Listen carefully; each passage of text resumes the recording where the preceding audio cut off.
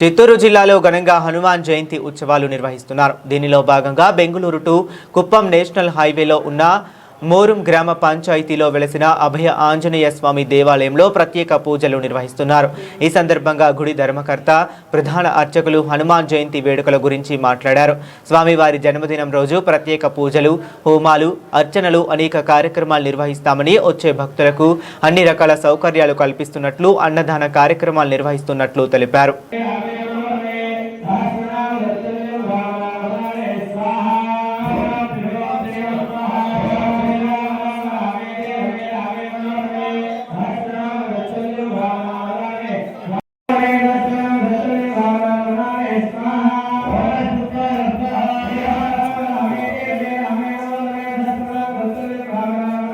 గుడి దాదాపు మాకు తెలిసింది మేము చిన్నప్పటి నుంచి ఉన్నది. ఇప్పుడు 20 ఏళ్ళకి బాగా డెవలప్మెంట్ జరిగింది. దీని అభివృద్ధికి మా అన్ని గ్రామ పంచాయతీలో ఉన్న మెంబర్స్ అందరూ సహాయ సహకారం అందించినారు. ముఖ్యంగా దిగువ 25 అడుగుల ఆంజనేయ స్వామి విగ్రహము కొలంబాసనపల్లి బయోటెక్ రత్నారెడ్డి గారు దాన్ని ఇంప్రూవ్మెంట్ చేసి డెవలప్ చేసి కట్టిస్తున్నారు దేవస్థానము.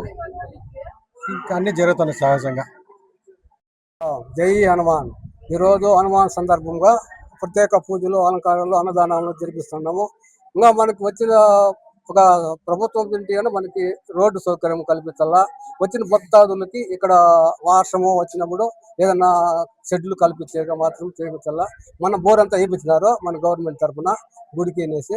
ఇంకా మాకు ఏదన్నా ఒక సౌకర్యం చేయించి ఇంకా పెద్ద ముఖ్యమైన రోడ్డు సౌకర్యం కావాలా, అంతకంతా కావాలా.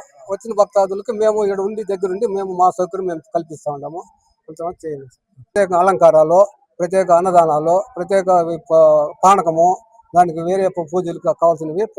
వచ్చిన భక్తాదులకి మేము ఇక్కడ హనుమాన్ జయంతి జెండాలు కట్టడం కానీ ఇంత కూడా మేము అందరూ ఇక్కడ ఆంజనేయ స్వామికి బండి ఇది మెరువిని పెట్టిన్నాము, మెరువిని చేపిస్తూ ఉన్నాము. ప్రత్యేక అలంకారాలు, వచ్చిన భక్తుల సాయంకాలం భజనలు అంతా ఉంటాయి. ఈరోజు హనుమాన్ జయంతి, హనుమంతుడు పుట్టినరోజు. మామూలుగా అభిషేకాలు చేస్తాము, వచ్చిన జనాలకంతా భోజనాలు పెడతాము, దేవుని మెరుగు చేస్తాము. ఇది డెవలప్మెంట్ చేసినది కాకుండా సనాతన ధర్మంలో మా వంతు మేము కృషి చేస్తాము. పౌర్ణానికి పూజ చేస్తాము. ఒక నెల భోజనాలు పెడతారు.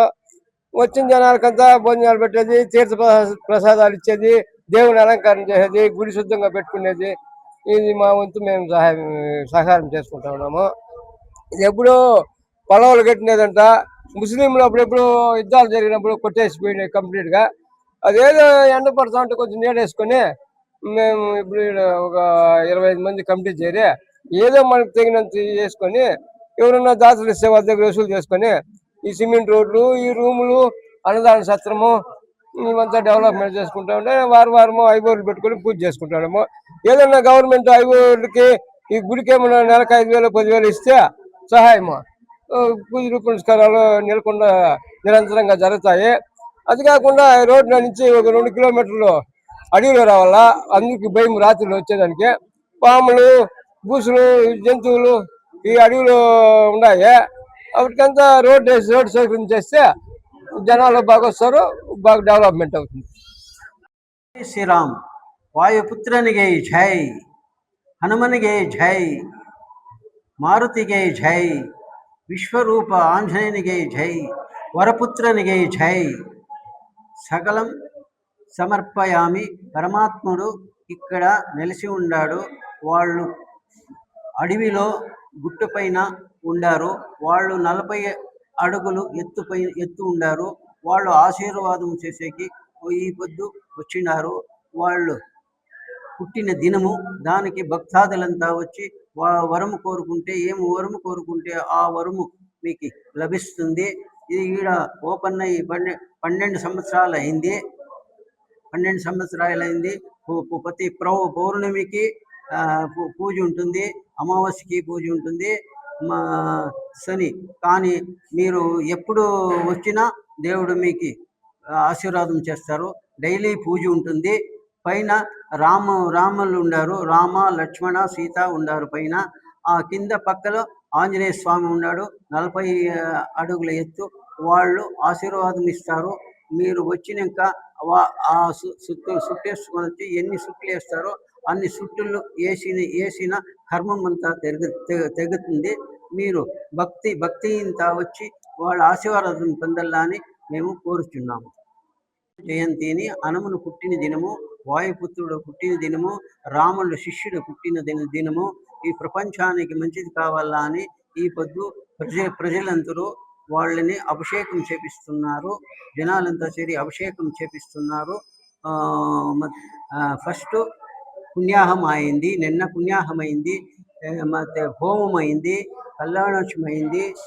అన్ని కార్యక్రమాలు సగంగా నడిపిస్తూ ఉన్నారు మన సార్వజనికులంతా. కానీ భక్తాదులు వచ్చి ఆశీర్వాదం పొందాలని మేము కోరుచున్నాము. ఈ పొద్దు ఫస్ట్ పొద్దున్నే 6 గంటలకి సుప్రభాతం నడిచింది, ఆమెట అభిషేకం నడిచింది, ఆమెట హోమం నడిచింది, ఇంకా కళ్యాణోత్సవం నడుస్తున్నది. అయినంత భక్తులు వచ్చి దేవుని ఆశీర్వాదం తీసుకోవాలని మేము కోరుచున్నాము.